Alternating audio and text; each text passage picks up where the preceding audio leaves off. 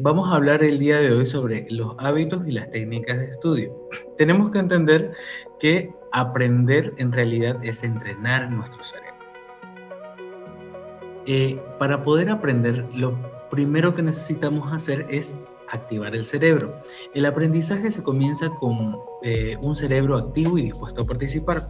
Por ejemplo, cuando nosotros estamos con una postura encorvada, podemos asociar esto con un cerebro sin energía, un cerebro cansado, cuando estamos posesionados de una manera en la que estamos recostados en el sillón o en la silla o en los pupitres dentro del colegio o en cualquier lugar. Entendemos que una postura encorvada de cierto modo se asocia con un cerebro que necesita descanso. Entonces tenemos que hacer un estiramiento completo para poder activar el cuerpo y el cerebro. Esto pone en alerta al cerebro, ¿ya? Esto le da la energía de decir, bueno, vamos a empezar a hacer alguna rutina, entonces tengo que concentrarme, tengo que prestar un poco más de atención. Las manos en la cabeza indican un cerebro concentrado. Por ejemplo, si todos ponemos las manitos arriba y estiramos los bracitos, vamos a entender de que ya nuestro cerebro está empezando a concentrarse, empezando a tener atención respecto a lo que les estoy comentando. La postura firme y erguida. La postura firme y erguida habla de un cerebro listo para aprender.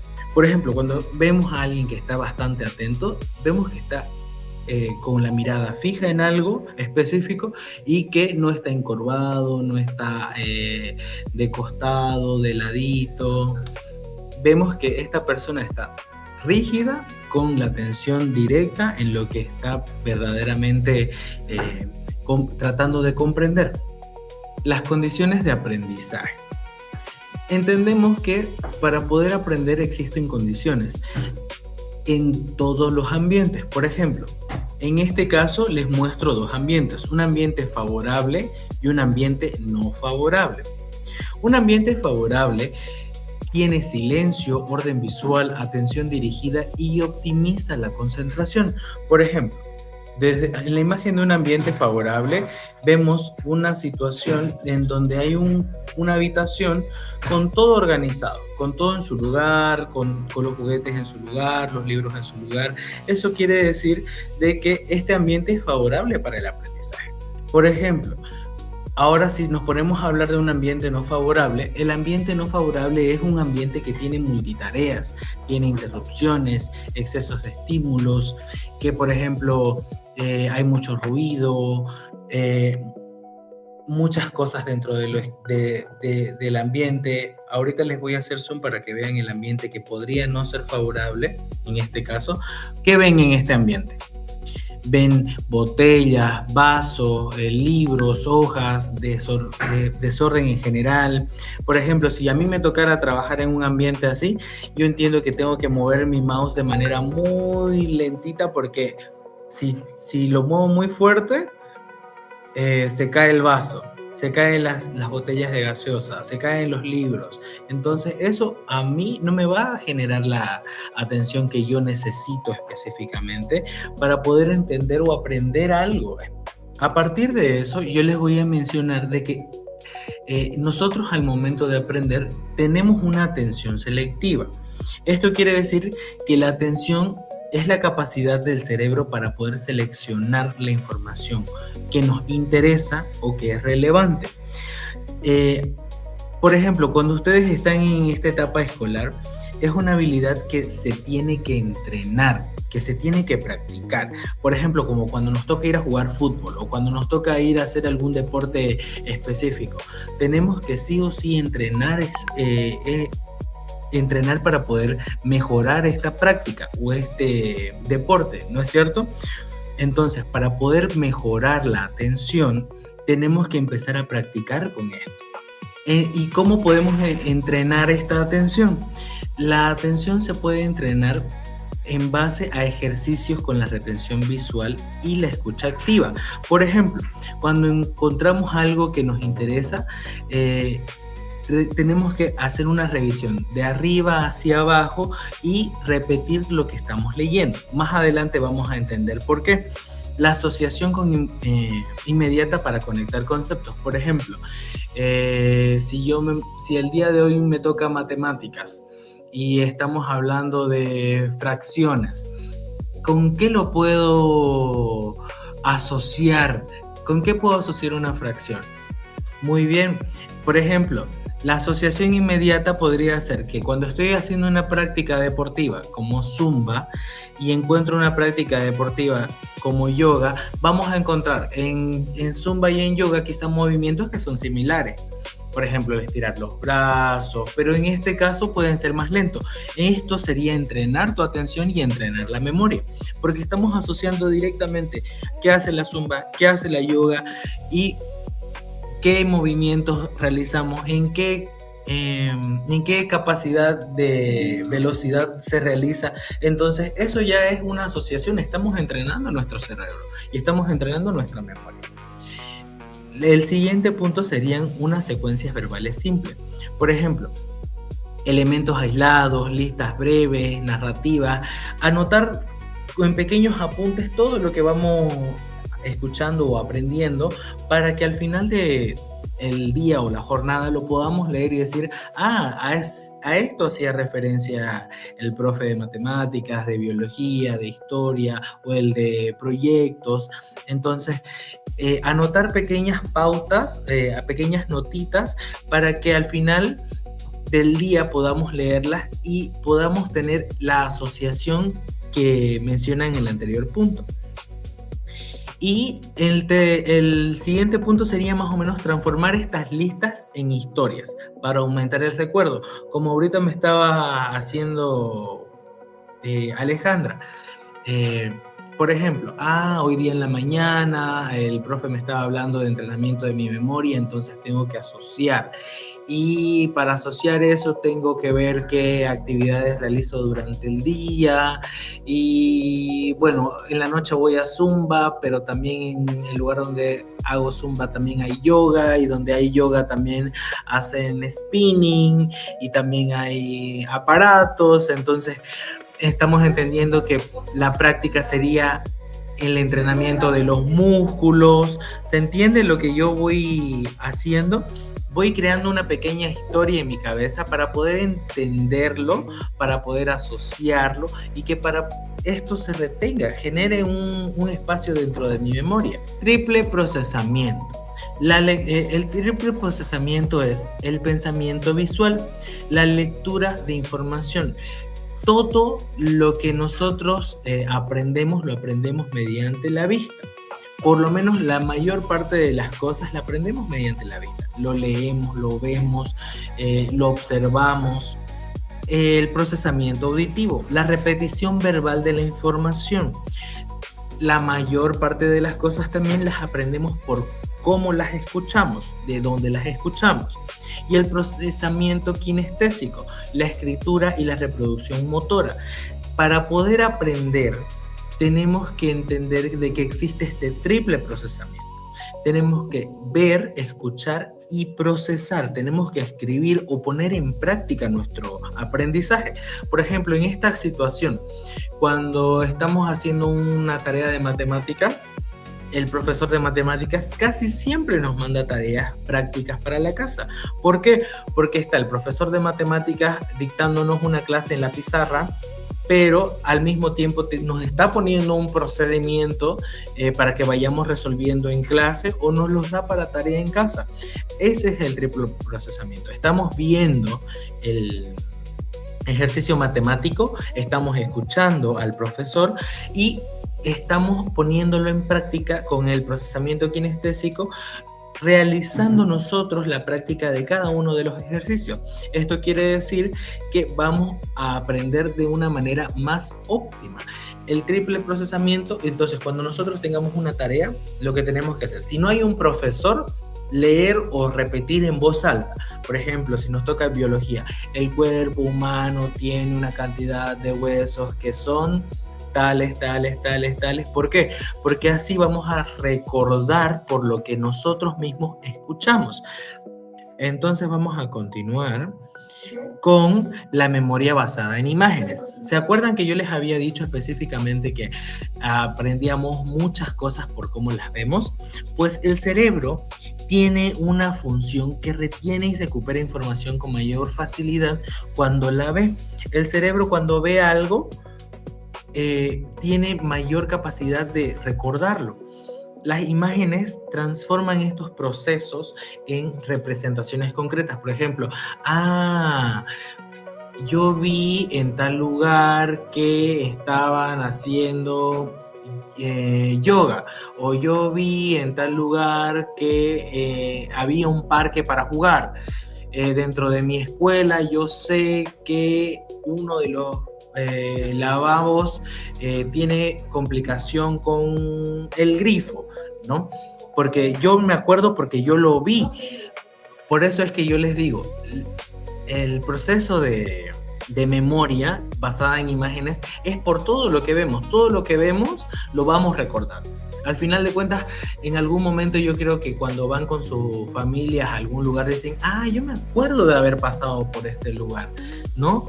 Quizá no se acuerdan cuándo, quizá no se acuerdan en qué fecha específica, pero se acuerdan de haber pasado por ese lugar o de haber registrado esa visual de la calle. El aprendizaje por explicación. El aprendizaje por explicación es el aprendizaje que verdaderamente determina cómo es que nosotros aprendimos o estamos aprendiendo. ¿Cómo realizamos este aprendizaje? Ordenando la información de manera lógica. ¿Por qué sucede esto? ¿Por qué no sucede esto?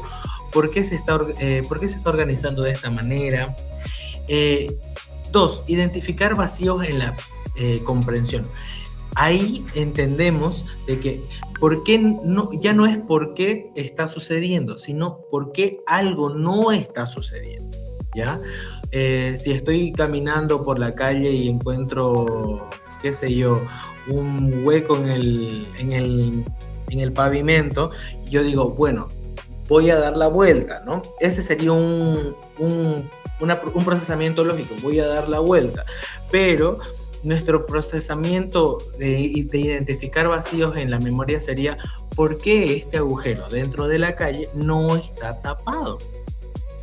Entonces también hay que identificar o reforzar la memoria semántica, tratar de entender lo que aprendemos o las palabras que comprendemos a partir de sinónimos, de lo que significa, de lo que no significa, de lo que podría asociarse a esa palabra, para poder justamente tener una comprensión profunda del tema, ¿no? Tratar de comprender que estos procesos se dan a partir de algo específico. Los números se dan sobre un proceso específico, las fórmulas se dan sobre un proceso específico, la suma, ¿cuánto es 1 más 1? Va a ser 2. ¿Cuál va a ser el proceso de la suma? Un número, un signo, otro número, otro signo, ¿qué refleja esto? Entonces, y vamos entendiendo al final de cuentas que la comprensión va a profundizar en cada uno de los temas que nosotros vamos a aprender, y vamos a tener que vencer el olvido. Venciendo el olvido, ¿cómo vamos a vencer el olvido? Fortaleciendo nuestras conexiones neuronales. ¿Ustedes saben cómo fortalecer sus conexiones neuronales?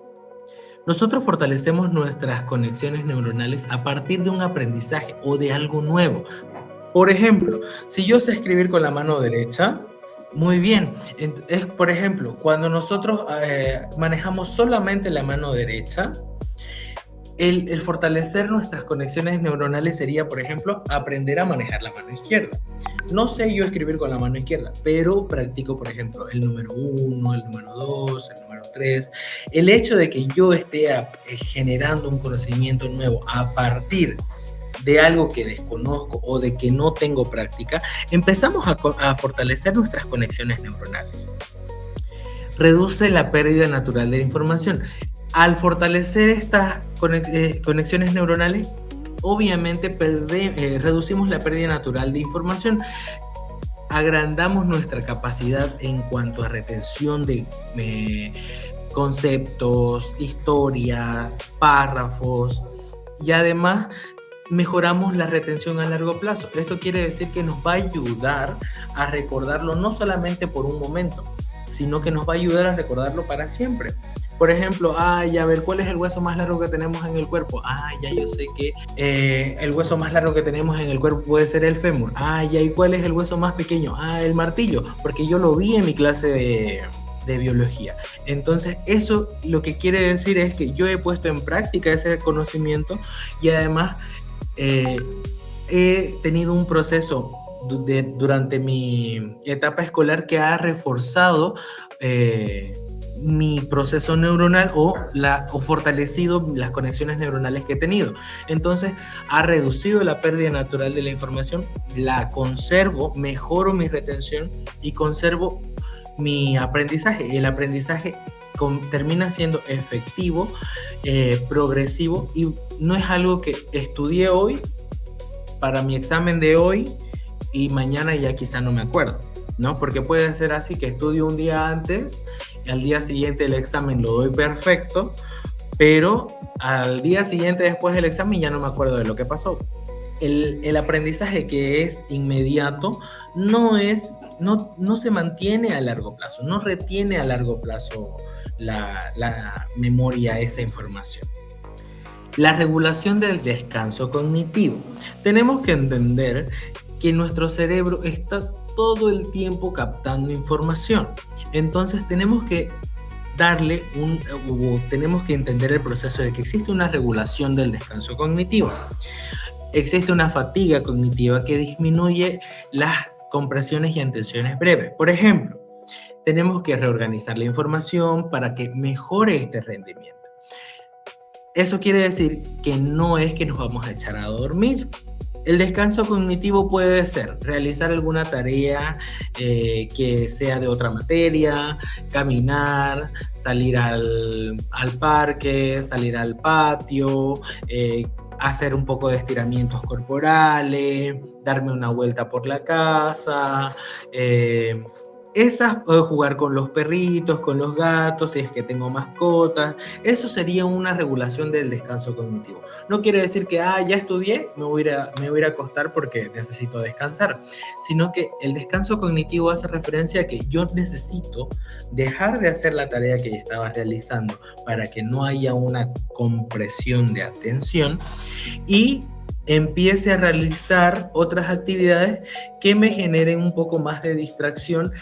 Obviamente tampoco nos vamos a poner a jugar con el teléfono, porque el teléfono lo que hace es generar la atención y comprende que verdaderamente nosotros tengamos unos hiperfocos o en todo caso que haya momentos de concentración bastante grandes y no podamos soltarlo. Entonces la idea es poder realizar actividades de descanso cognitivo que nos permitan relajarnos, pensar en otras cosas, hablar de otros temas, ¿no? Puede ser charlar con nuestros papás, jugar con nuestras mascotas, jugar con nuestros juguetes un rato y volver a lo que estábamos realizando.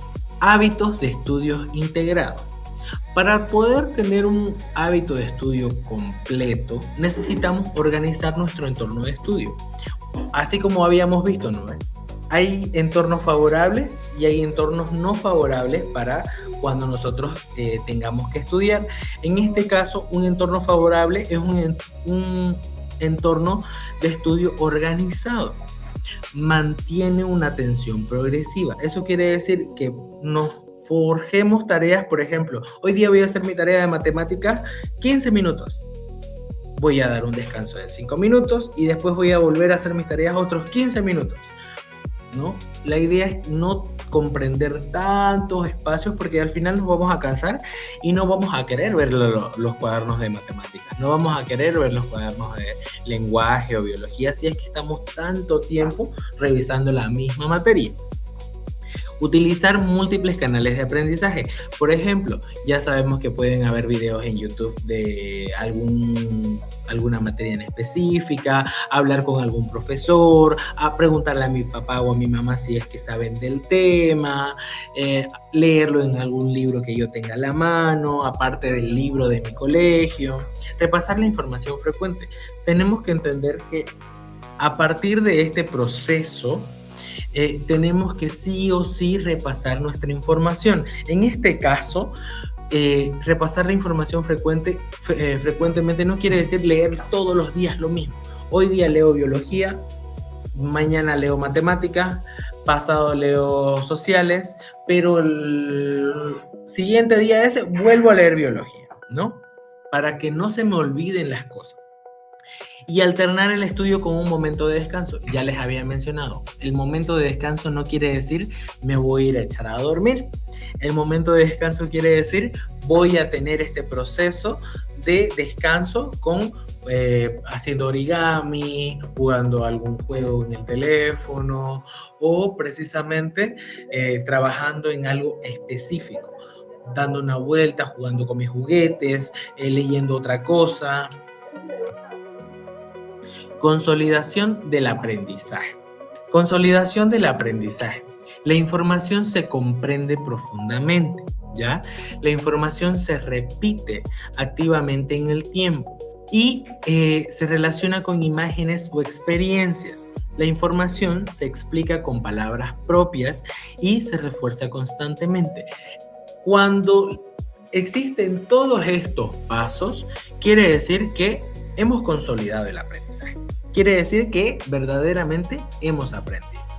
Si nosotros tenemos la facilidad de entender el tema, si podemos nosotros mencionar el tema como si nosotros estuviéramos dando la clase, si lo podemos relacionar con imágenes o con experiencias, por ejemplo, yo me acuerdo que aquella vez hice un proceso de división en mi casa, teníamos que partir un pastel y yo pues me acordé que podemos repartir un pastel en fracciones y ya más o menos la relación de una experiencia demuestra de que el aprendizaje ha sido consolidado. Si se puede explicar con palabras propias, quiere decir que el aprendizaje al final de cuentas sí se logró o sí se alcanzó. Se refuerza constantemente. Eso quiere decir que si nosotros vamos diciéndolo, si vamos mencionándoselo a nuestros amigos, a nuestros compañeros, lo que aprendimos al final de cuentas, este aprendizaje sí se va a mantener y no solamente para nosotros, sino para nuestro entorno. Aprendiendo a aprender. El aprendizaje es un proceso continuo de construcción cognitiva. Eso quiere decir que todos los días vamos a aprender. Siempre vamos a estar aprendiendo algo nuevo. Por ejemplo, no solamente en las materias del colegio, sino en alguna práctica o alguna técnica que veamos. Si en el mismo juego, si alguien salta diferente la cuerda, si alguien patea diferente la pelota, si alguien juega de una manera diferente alguna dinámica que nosotros estemos pasando en el recreo. Eso es un proceso de aprendizaje. Al final de cuentas, estamos aprendiendo de todo lo que vemos, de todo lo que escuchamos, de todo lo que hacemos. No depende solamente de la capacidad, sino de la práctica de estrategias adecuadas. Por ejemplo, además, no solamente depende de lo que vemos, sino del proceso que nosotros realizamos cuando lo replicamos. Los hábitos de estudio transforman la información en conocimiento duradero. Esto quiere decir que si nosotros estamos organizados, tenemos descansos cognitivos, regulamos nuestros estudios, nuestros tiempos de lectura, vamos al final de cuentas consolidar nuestro conocimiento para un posterior poder tenerlo a la mano. El estudiante no solo aprende el contenido, sino aprende a aprender. Verdaderamente lo que hace referencia a esto es que mientras nosotros estamos en este proceso de aprendizaje, vamos nosotros entendiendo cómo es que funciona nuestro cerebro. ¿Cuánto tiempo le puedo dedicar a las matemáticas? ¿Cuánto tiempo le puedo dedicar al lenguaje? ¿Cuánto tiempo le puedo dedicar a jugar? ¿Cuánto tiempo le puedo dedicar al deporte? ¿Cuánto mi cuerpo resiste esto? Entonces nosotros vamos entendiendo no solamente un tema, estamos entendiendo cómo funcionamos nosotros interiormente y cómo funciona nuestro entorno. Entonces, eso sería todo con respecto a los hábitos y las técnicas de estudio.